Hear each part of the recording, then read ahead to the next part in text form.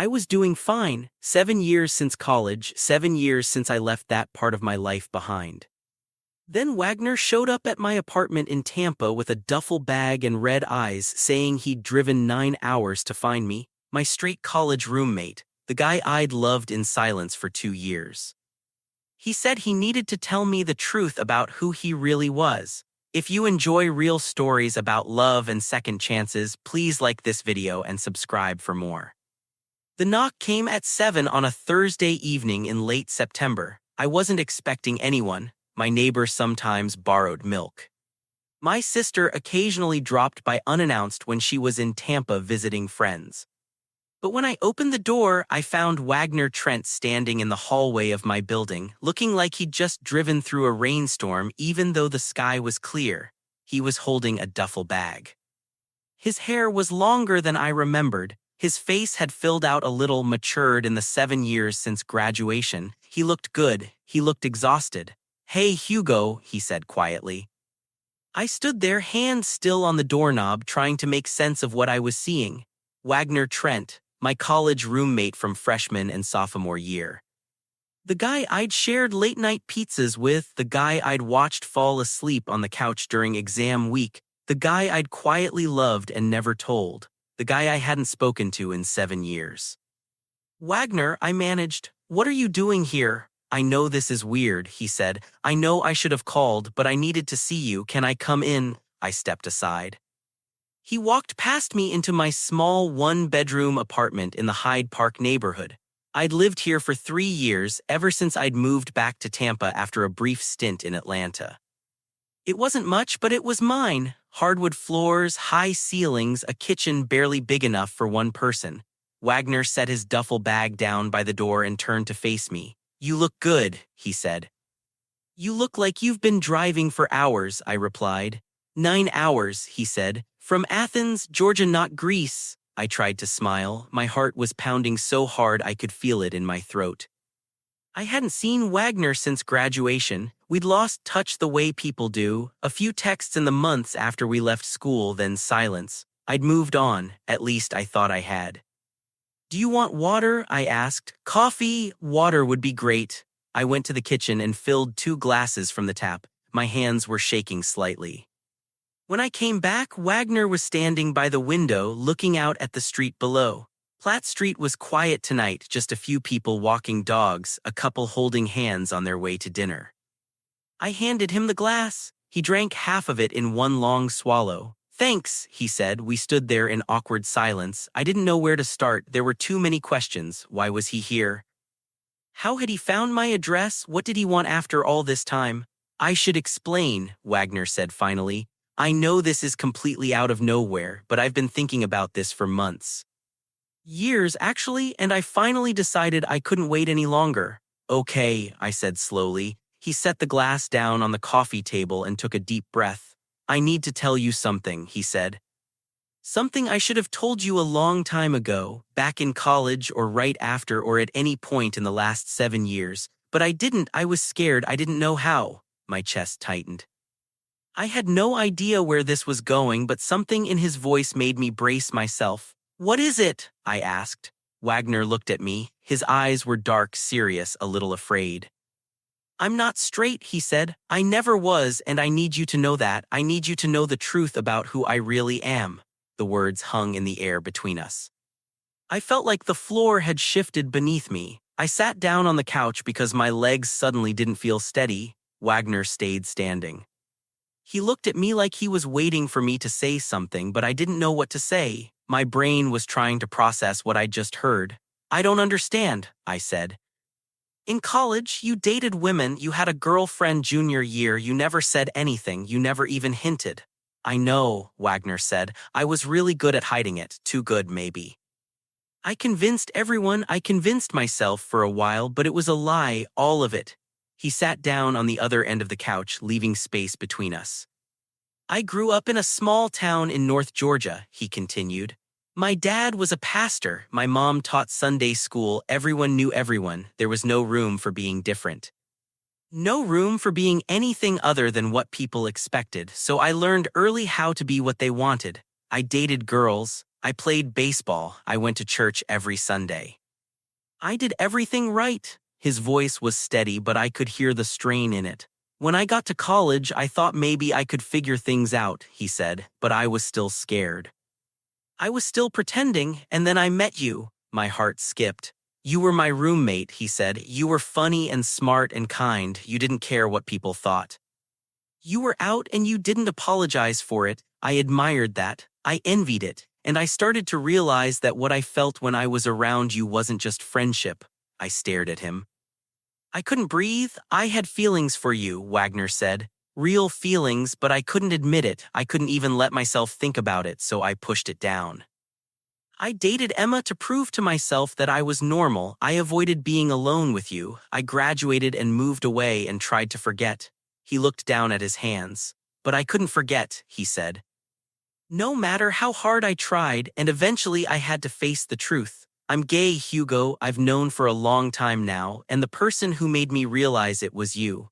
I didn't know what to say. My mind was racing. All those nights in our dorm room, all those late conversations, all those moments I'd thought were one-sided. Maybe they hadn't been. Why now? I asked. Why are you telling me this now? Because I'm tired of hiding, Wagner said. I came out to my family 6 months ago. It didn't go well. My dad hasn't spoken to me since. My mom calls once a week and cries. My younger brother told me I was going to hell. I lost most of my friends from home. I lost my job at the church where I was working as a youth coordinator. I lost almost everything. He looked at me and his eyes were bright with emotion.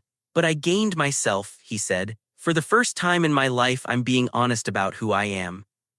And part of that honesty means coming here and telling you the truth. I owed you that. I owed it to both of us.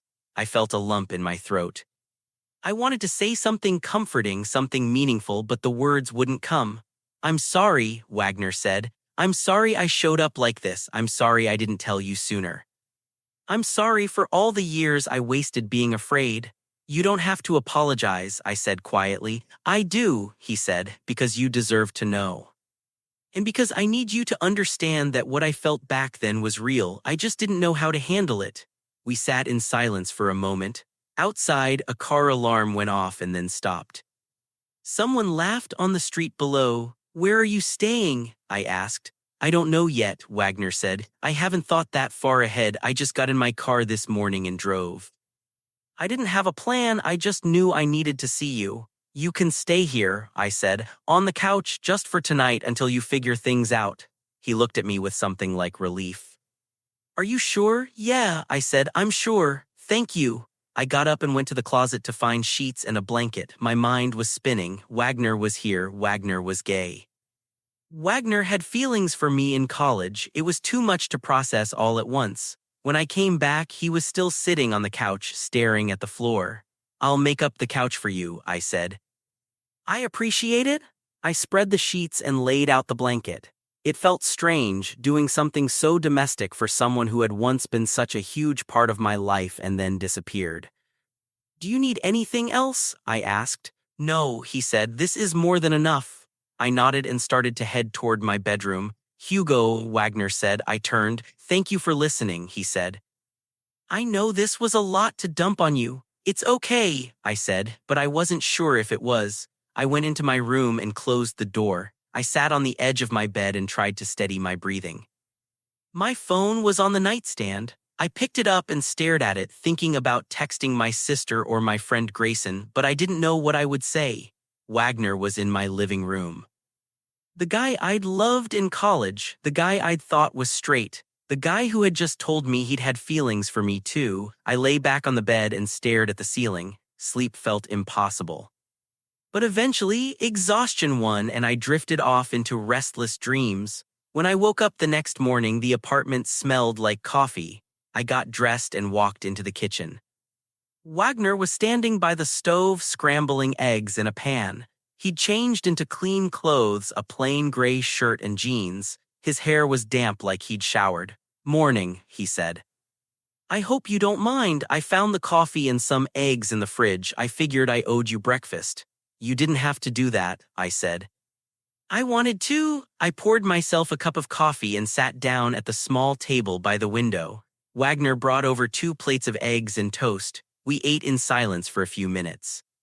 "Did you sleep okay?" I asked. "Better than I have in weeks," he said. "Your couch is surprisingly comfortable." "It was my sister's," I said. "She upgraded and gave it to me." He smiled a little. It was the first real smile I'd seen from him since he arrived. "So what's your plan?" I asked. "Are you going back to Athens?" "I don't know," Wagner said. "I quit my job. My lease is up at the end of the month. I don't really have anything to go back to." "What were you doing there?" "I was working as a residential construction coordinator," he said. "Managing timelines for housing developments. It was decent work, but I wasn't passionate about it, and after I came out, things got uncomfortable. My boss didn't fire me outright, but he made it clear I wasn't welcome, so I left." "That's awful," I said. "It is what it is," Wagner said. "I knew there would be consequences. I just didn't realize how many." I sipped my coffee and watched him. He looked different in the morning light. Older, yes, but also softer somehow, vulnerable. "What about you?" he asked. "What are you doing these days?" "I work as a water systems program analyst for the city," I said. "I track usage patterns and help plan infrastructure improvements. It's not glamorous, but it's stable. I like it." "That sounds like you," Wagner said. "You always liked organizing things, making sense of data." I was surprised he remembered that. "Yeah," I said. "I guess I did." We finished breakfast and Wagner insisted on doing the dishes. I sat at the table and watched him move around my kitchen like he belonged there. It felt surreal. "I should get going," Wagner said when he was done. "I've taken up enough of your time." "Where will you go?" "I'll figure something out," he said. "Maybe find a cheap motel for a few days while I think." "You don't have to do that," I said. "You can stay here a little longer if you want." He turned to look at me. "I don't want to impose," he said. "You're not." He studied my face like he was trying to figure out if I meant it. "Are you sure?" "Yeah," I said. "Stay. At least until you figure out what's next." "Okay," he said. "Thank you." And just like that, Wagner became a temporary fixture in my life. The first few days were strange. We moved around each other carefully, polite, and cautious. I went to work in the mornings, and when I came home, he was usually reading or watching something on his laptop. He kept the apartment clean. He cooked dinner a few times. We talked, but not about anything serious, not about what he'd told me that first night. But on the fourth evening, I came home to find him sitting on the couch with a book in his lap, staring at nothing. "You okay?" I asked. "Yeah," he said, "just thinking." I sat down next to him. "About what?" "About how different my life is now," he said. 6 months ago, I had a job, a family that spoke to me, a clear path. Now I have none of that. It's terrifying and freeing at the same time." "I can imagine," I said. He looked at me. "Can I ask you something?" "Sure." "When did you come out?" he asked. "How old were you?" 17, I said. "Right before I left for college. I told my parents and they were supportive. My dad took a little while to adjust, but my mom was great from the start. My sister already knew. She's 2 years older and she's always been perceptive." "That must have been nice," Wagner said. "It was," I said. "I'm lucky. I know not everyone has that." "No," he said quietly. "Not everyone does." We sat in silence for a moment. "Do you regret it?" I asked. "Coming out, I mean. Even with everything you lost?" "No," Wagner said. "I don't. It's hard, but it's honest. And I'd rather be honest and alone than surrounded by people who only love a version of me that doesn't exist." There was something raw in his voice that made my chest ache. "You're not alone," I said. He looked at me. "You have me," I said, "for whatever that's worth." His expression softened. "It's worth a lot," he said. That night we stayed up late talking. He told me about his family, about growing up in a town where everyone went to the same church and knew each other's business. He told me about the fear he'd carried for years, the shame, the constant effort to be someone he wasn't. I told him about my own experience, about the relief of finally being honest, about the freedom I'd found in living openly. It felt like something was shifting between us. The careful distance was closing, but I still didn't know what that meant. The days turned into a week and then 2. Wagner started looking for work. He applied for coordinator positions online, reached out to contacts he had in construction and development. He was methodical about it, disciplined. I admired that. In the evenings, we fell into a routine. I'd come home from the city office and we'd cook dinner together. We'd eat at the small table by the window and talk about our days. Sometimes we'd watch a movie, sometimes we'd just sit and read. It felt easy, comfortable, like we were making up for the years we'd lost, but underneath it all there was a tension I couldn't ignore. A question neither of us was asking. One Saturday afternoon in early October, Wagner got a call. I was in the kitchen making sandwiches when I heard him answer. "Hey, Mom," he said. I froze. I hadn't heard him talk to his family since he'd arrived. "I'm okay," he said. "I'm in Florida, Tampa, staying with a friend." There was a long pause. "No, I'm not coming home," he said quietly. "I told you I can't live like that anymore." Another pause. His voice got quieter. "I know it's hard for you," he said, "but it's hard for me too. I'm still your son." "I'm still the same person." I heard him take a shaky breath. "I love you too," he said, "but I can't keep apologizing for who I am." He hung up. I stayed in the kitchen, not sure if I should go to him or give him space. After a moment, he appeared in the doorway. "That was my mom," he said. "I heard," I said. "Are you okay?" "Yeah," he said. "It's just hard. She wants me to come home. She thinks if I pray hard enough, I'll change. She doesn't understand that there's nothing to change." I set down the knife I'd been using to cut vegetables. "I'm sorry," I said. "It's not your fault," he said. "I know. But I'm still sorry." He leaned against the doorframe and closed his eyes. "Sometimes I wonder if it would have been easier to just keep pretending," he said, "to keep playing the part. At least then I'd still have a family. You'd also still be miserable," I said. "True." He opened his eyes and looked at me. "How do you do it?" he asked. "How do you live with the fact that some people will never accept you?" "I focus on the people who do," I said.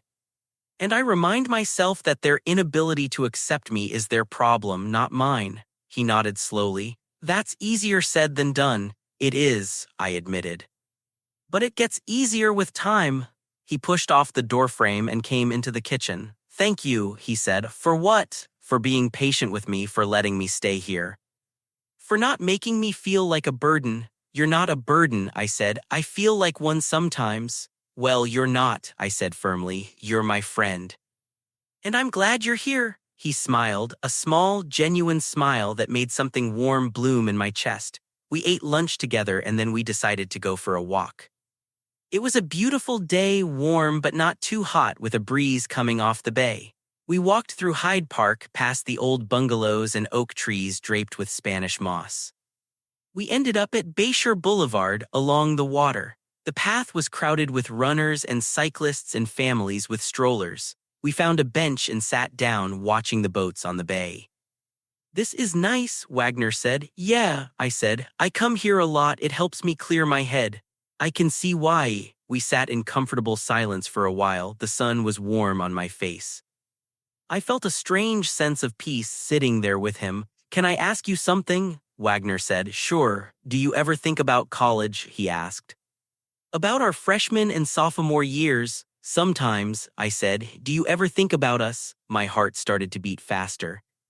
"What do you mean?" "I mean, do you ever think about what might have happened if I'd been braver back then?" he asked. "If I told you the truth?" I didn't answer right away. I wasn't sure how to. "I think about it," I admitted. "Sometimes." He turned to look at me. "I wish I had," he said. "I wish I'd told you. I wish I'd been honest with myself. I wasted so much time." "You can't change the past," I said. "I know," he said, "but I can change what I do now." There was something in his voice that made me look at him. His expression was serious, open. "What are you saying?" I asked. "I'm saying that I still have feelings for you," he said. "I never stopped, and I know that's a lot to put on you. I know you've moved on with your life, but I needed you to know." I stared at him. My mind was spinning. "Wagner," I said. "You don't have to say anything," he said quickly. "I just needed to be honest. I spent so many years hiding, and I don't want to do that anymore, not with you." I didn't know what to say. Part of me wanted to tell him that I felt the same way, that I'd never really stopped caring about him either. But another part of me was scared. Scared of getting hurt. Scared of complicating things. I need time to think, I said. Of course, he said. Take all the time you need. We sat there for a little while longer and then we walked back to the apartment in silence. That night I couldn't sleep. I kept replaying the conversation in my head. Wagner still had feelings for me. After all these years, after everything, he still felt something. And the truth was, I did too, but I didn't know if that was enough. The next morning, I woke up to find a note on the kitchen counter. Wagner had gone for a walk. I made coffee and sat at the table, staring at the note. I needed to figure out what I wanted. I needed to be honest with myself. I thought about the last 2 weeks. About how easy it had been to have him here. About the conversations, the laughter, the quiet moments. About how much I'd missed him without even realizing it. I thought about college, about those late nights in our dorm room when I'd lie awake listening to him breathe, wishing I could tell him how I felt. I thought about the years since then, the relationships I'd had that never quite felt right, the part of me that had always wondered what if, and I realized something. I didn't want to wonder anymore. When Wagner came back, I was waiting for him. Hey, he said, I didn't mean to disappear, I just needed to clear my head.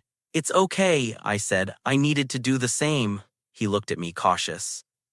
And did you clear your head? Yeah, I said, I did. Okay, I took a breath. I have feelings for you too, I said. I did back in college and I think I still do. I don't know what that means or where this goes, but I wanted you to know. His face changed. Relief, hope, something I couldn't quite name. Really, I said. He crossed the room and stood in front of me. So what do we do now? He asked. I don't know, I said. Take it slow, I guess, see what happens. I can do slow, he said. Good. We stood there for a moment, just looking at each other, and then he reached out and took my hand. It was such a small gesture, but it felt like everything. Over the next few weeks, things between us shifted. We were still careful, still cautious, but there was a new warmth. We held hands sometimes. We sat closer on the couch. We talked about the future tentatively, like we were testing the waters. Wagner got a job offer, a position as a scheduling analyst for a commercial property firm in Tampa. It wasn't exactly what he'd been doing before, but it was good work, stable, with room to grow. He accepted. He found an apartment in Seminole Heights, a neighborhood just north of mine. It was small, affordable, close enough that we could see each other easily. But before he moved out, we had one more conversation. It was late October, a Friday night. We were sitting on the couch, a movie playing in the background that neither of us was really watching. I'm glad I came here, Wagner said. I'm glad I found you. Me too, I said. I don't know what's going to happen with us, he said, but I want to try. I want to see where this goes. So do I said. He turned to face me. I'm serious about this, he said, about you. I don't want to mess it up. You won't, I said. How do you know? Because you're here, I said. Because you were brave enough to show up and tell me the truth. That's not something someone who's going to mess things up does, he smiled. I hope you're right. I usually am, I said, and he laughed. We sat there in the quiet, the light from the TV flickering across the walls, and then he leaned in and kissed me. It was soft, tentative, like he was asking a question. I kissed him back and it felt like an answer. When we pulled apart, he was smiling. I've wanted to do that for a long time, he said. Me too, I said. We spent the rest of the night like that, talking and kissing and just being together. It felt like the beginning of something real. Wagner moved into his apartment in early November. I helped him carry boxes up the stairs. The place was small, just a one-bedroom on the second floor of an old building on Osborne Avenue. It had hardwood floors and big windows that let in a lot of light. It's perfect, he said, looking around. It's a start, I said. He grinned. A good start. We spent the day unpacking. I helped him set up his bed, arrange his books on the shelves, hang a few pictures on the walls. By evening, the place was starting to feel like home. We ordered pizza and ate it sitting on the floor because he didn't have a table yet. Thank you for helping, Wagner said. Of course, I said. What are boyfriends for? He looked at me surprised. Boyfriends? I mean, if you want to be, I said, suddenly uncertain. We haven't really talked about labels, but I thought. I want to be, he said quickly. I definitely want to be, I smiled. Good, good, he echoed. We finished the pizza and then I helped him clean up. When it was time for me to leave, he walked me to the door. I'll see you tomorrow, he asked. Yeah, I said. Tomorrow, he kissed me goodnight and I drove home feeling lighter than I had in years. Over the next few months, we settled into a rhythm. We saw each other a few times a week, sometimes more. We went to dinner, to movies, to the farmer's market on Saturday mornings. We took walks along Bayshore Boulevard and explored neighborhoods we'd never been to before. We talked about everything. About his family, about work, about the future. He told me about his fears, about the guilt he still carried for the years he'd spent hiding. I told him about my own insecurities, about the relationships that hadn't worked out, about the part of me that had always felt like something was missing. With him, nothing felt missing. In December, Wagner's mom called again. This time, the conversation was different. She didn't ask him to come home. She didn't tell him to pray. She just asked how he was, what he was doing, if he was happy. He told her about his job, about his apartment, about me. There was a long silence on the other end. I'm trying, she said finally. I don't understand it, but I'm trying. That's all I can ask, Wagner said. When he hung up, he had tears in his eyes. She's trying, he said. That's something? It's a lot, I said. He nodded. Yeah, it is. By the time the new year rolled around, we'd been together for 3 months. It felt longer in the best way, like we'd known each other forever. On New Year's Eve, we went to a small party at my friend Grayson's place in Tampa Heights. Grayson was a colleague from the city office, someone I'd known for years. He was warm and funny and immediately took to Wagner. I like him, Grayson whispered to me at one point. He's good for you. I think so too, I said. At midnight, when everyone was counting down, Wagner pulled me aside onto Grayson's balcony. The city was spread out below us, fireworks going off in the distance. Happy New Year, he said. Happy New Year, I said. He kissed me and I felt like the luckiest person in the world. January brought cold fronts and clear skies. Wagner and I spent a weekend in St. Petersburg, walking along the waterfront, visiting the Dolly Museum, eating at a little Cuban place on Central Avenue. It was the first trip we'd taken together and it felt like a milestone. In February, Wagner got a promotion at work. He was now coordinating schedules for multiple projects, managing timelines and budgets. He was good at it and his boss noticed. I'm proud of you, I told him. I'm proud of me too, he said, grinning. In March, we had our first real fight. It was stupid, something about plans we'd miscommunicated. But it escalated and we both said things we didn't mean. I left his apartment angry and we didn't talk for 2 days. On the 3rd day, he showed up at my door. I'm sorry, he said. I overreacted. I was stressed about work and I took it out on you. That wasn't fair. I'm sorry too, I said. I could have been more understanding. We talked it through, really talked, and by the end of the conversation, I felt closer to him than ever. I don't want to lose you over something stupid, he said. You won't, I said. We're going to fight sometimes, that's normal. But we'll figure it out, promise, promise. By April, we'd been together for 6 months. Wagner's lease was coming up for renewal and we started talking about the possibility of moving in together. It's fast, I said, but it also doesn't feel fast. I know what you mean, he said. It feels right. We spent a few weeks looking at places. We wanted something bigger than either of our current apartments, something with space for both of us. We found a 2-bedroom in Seminole Heights close to his current place with a small backyard and a porch. This is it, Wagner said when we walked through. Yeah, I said. This is it. We signed the lease in early May. Moving day was chaotic and exhausting and perfect. My sister came to help and so did Grayson. We hauled boxes and furniture up and down stairs, argued good-naturedly about where things should go, and ordered takeout when we were too tired to cook. By the end of the day, we were surrounded by boxes, but it was home. That night, we lay on the floor of the living room, too tired to set up the bed. We did it, Wagner said. We did, I said. He turned his head to look at me. I love you, he said. I know I haven't said it yet, but I do. I love you. My heart swelled. I love you too, I said. He smiled and I kissed him. Living together was an adjustment, but a good one. We learned each other's rhythms, our quirks and habits. Wagner liked to cook breakfast on weekends. I liked to do laundry on Sunday afternoons.